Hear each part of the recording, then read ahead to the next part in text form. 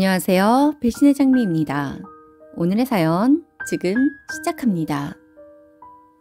저는 여든의 할머니입니다. 남편이 일찍 우리를 떠나 30의 과부가 되어 딸 하나 키우며 평범하게 살아온 엄마이기도 하지요. 우리 시절에 과부 혼자 살기가 참 녹록지 않았습니다. 집안이 좋은 것도 아니었고 여자로서 좋은 학벌이라는 거 얻기도 힘들었기에 배움이 짧아 식당일, 시장일 하면서 근근히 아이 키우면서 살아왔었지요. 기댈 친정 식구 하나 없이 다들 각자 사느라 바빴고 부모님 역시 과부된 딸을 돌볼 여력이 없었거든요. 서름도 많았고 일찍 떠난 양반 원망도 해봤는데 어쩌겠나요. 현실은 현실이었으니까요. 생떼 같은 자식 품에 안고 우리 아이 입에 밥 넣어주고 학교 보내주는 낙으로 그렇게 살았습니다.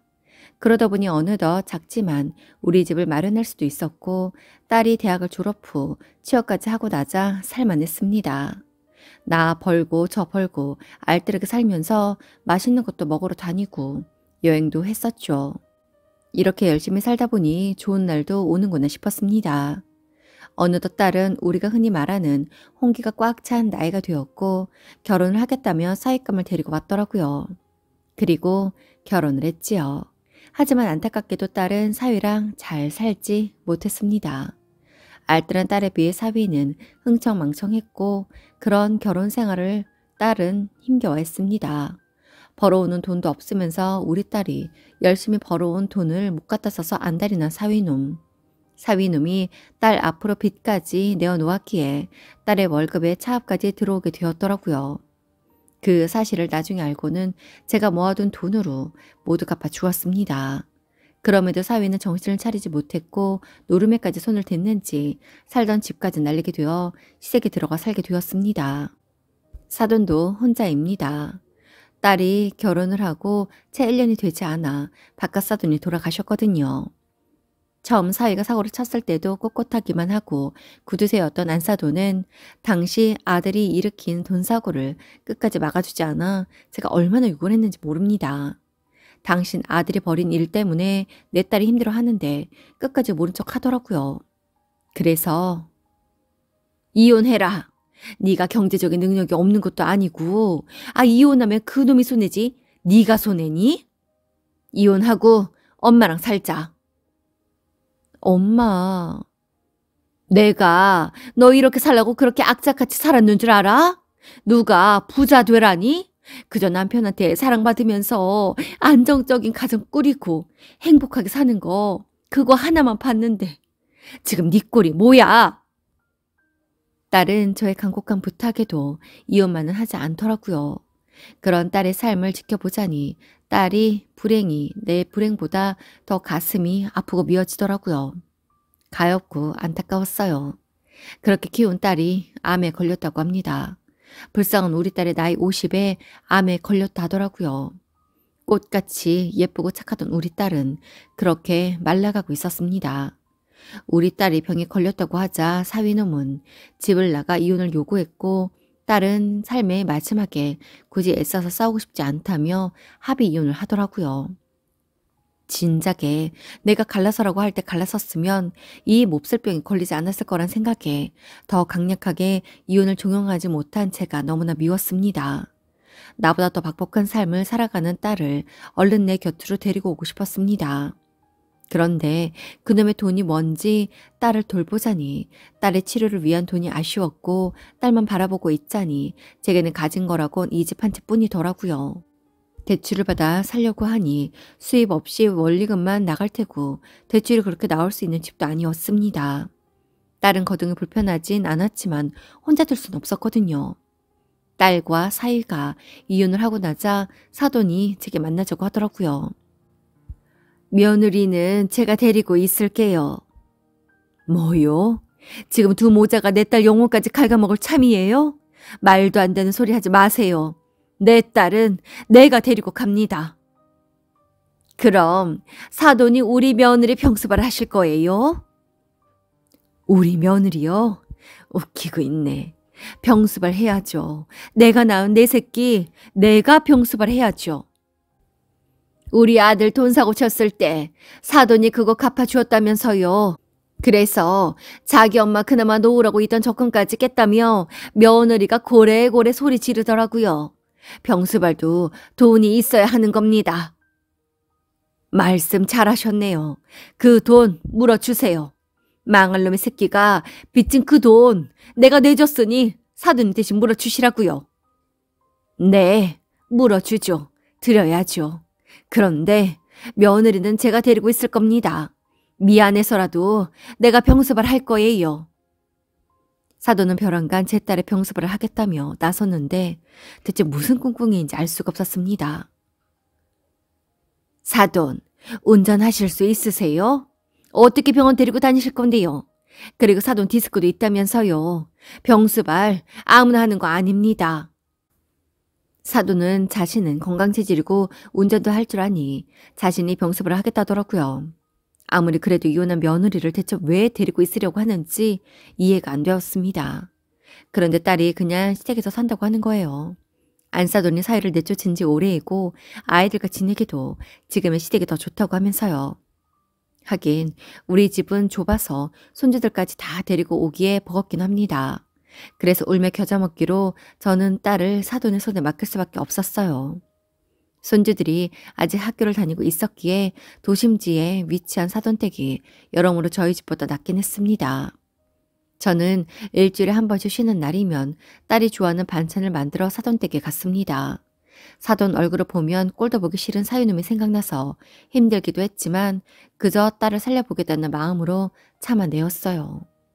그렇게 6개월이 지나고 1년이 지나고 2년이 지나고 어느덧 사돈과는 속 이야기도 하게 되었고 딸의 걱정을 함께하는 사이가 되었습니다. 사돈은 제 딸에게 참으로 정성이었습니다. 엄마인 제가 봐도 저희 딸에게 한치의 소름도 없었죠. 지칠만도 한데 말이죠. 나중에 알았어요. 막내니 같은 아들에 비해 제 딸이 며느리가 참 딸 같았다고 합니다. 남편 복, 자식 복 없어 평생 속만 썩어오던 사돈이었는데 착하고 참한 저희 딸이 며느리가 되면서 삶에 많은 위로가 되었다고 하시더라고요. 지금껏 아플 때 누구 하나 약 사다 주는 이 없었는데 제 딸이 사돈님 목소리만 듣고도 아픈 것 같으면 퇴근길에 한 달이면 달려와 약을 사다 주고 가기도 하고 빈말로 한 말도 늘 기억을 해 두었다가 사다 주고 데리고 가는 며느리가 너무 좋고 감사했다고 하네요. 비록 자신의 아들이 바깥사돈을 닮아 논팽이가 되어 며느리를 힘들겠지만 아들을 잃고 말지 며느리를 잃는다는 것은 상상만으로도 너무 두려웠다고 합니다. 같은 엄마로서 이해가 되진 않았습니다. 내 딸을 당신 딸인 양 애처로워하는 사돈이 이해가 되지 않으면서도 한편으로는 제 딸의 진심을 알아주고 고마워하면서 이혼한 며느리의 병수발을 자처해주는 사돈이 고마워지기 시작하더군요. 종종 사위놈이 연락을 해오면 단칼에 끊어내는 사돈이 피도 눈물도 없어 보이기도 하더라고요.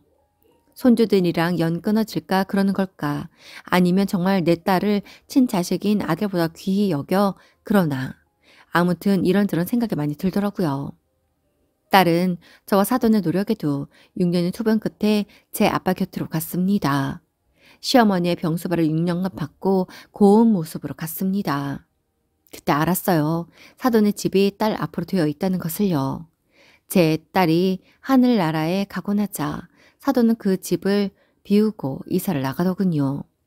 그리곤 제게 여기서 손주들이랑 사세요, 사돈.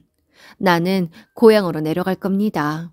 허락만 해주신다면 며느리 제사에 오고 싶어요. 그동안 병수발 해주시느라 돈도 많이 쓰셨을 건데 이 집까지. 우리 손주들 몫이 되는 건데 뭐가 아깝겠어요? 제 앞으로 있으면 그 논팽이한테 다 가지 않겠어요?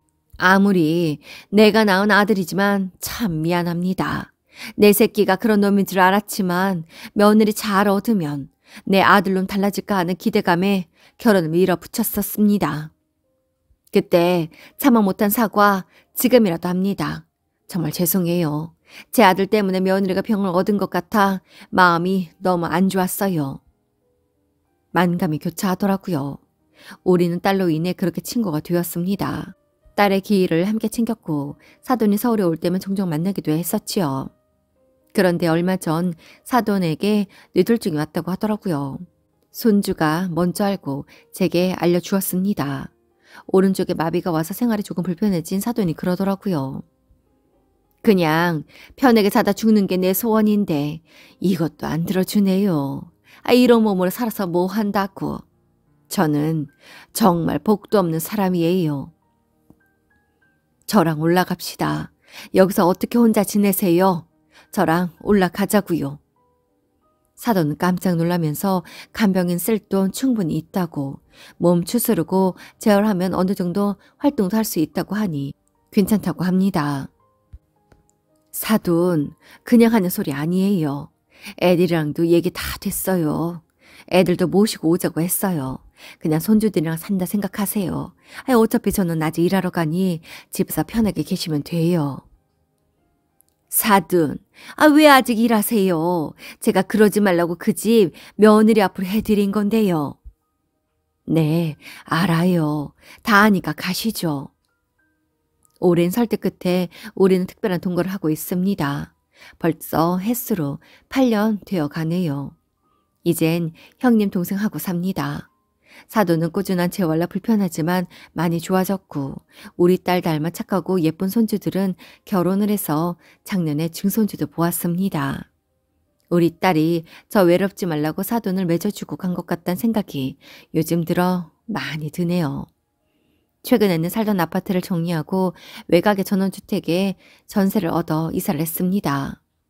우리가 살면 얼마나 살까 싶어 손주들 나눠주고 전세 얻어 왔어요. 이웃들은 우리가 친자매인 줄 알아요.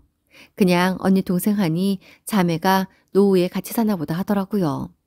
굳이 설명은 안 합니다. 이해 못하는 사람들 이해시키고 싶은 마음도 없어서요. 전생에 우리가 무슨 인연이 있었기에 이런 인연으로 이어졌는지 모르겠지만 지금처럼만 평온하게 지내다 잠자듯 딸 곁으로 가는 게 제 마지막 소원입니다. 오늘도 함께 해주셔서 감사합니다. 지금까지 배신의 장미였습니다.